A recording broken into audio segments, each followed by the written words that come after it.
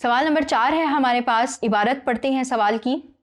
انبیاء کرام علیہم السلام کی خصوصیات بیان کریں۔ آپ جواب کی ہیڈنگ دیں گے، اور یہ وہ سوال ہے جو کہ ہم نے پہلے سوال میں بھی اس کو ہم نے کور کر لیا ہے کہ انبیاء کرام علیہم السلام کی خصوصیات کیا ہیں۔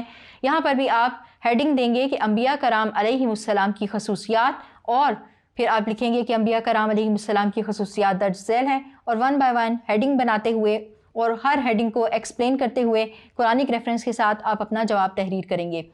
پہلی ہیڈنگ آپ دیں گے بشریت، اور اس کو آپ ایکسپلین کریں گے۔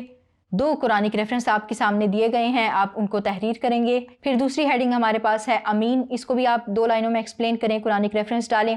تیسری ہیڈنگ ہے تبلیغ احکام الہی، تھوڑا سا ایکسپلین کریں، قرآنک ریفرنس ایڈ کر دیں۔ چوتھی ہیڈنگ ہمارے پاس ہے معصومیت، اس کو بھی آپ ایکسپلین کریں گے کہ انبیاء معصوم ہوتے ہیں، ان سے گناہ سرزد نہیں ہوتے، اللہ تعالیٰ کی اطاعت کرتے ہیں، قرآنک ریفرنس ڈالیں گے۔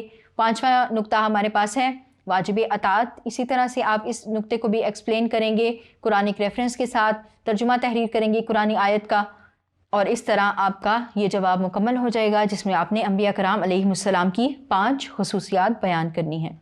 یہ تھا سوال نمبر 4۔ آئیے بڑھتے ہیں اگلے سوال کی طرف۔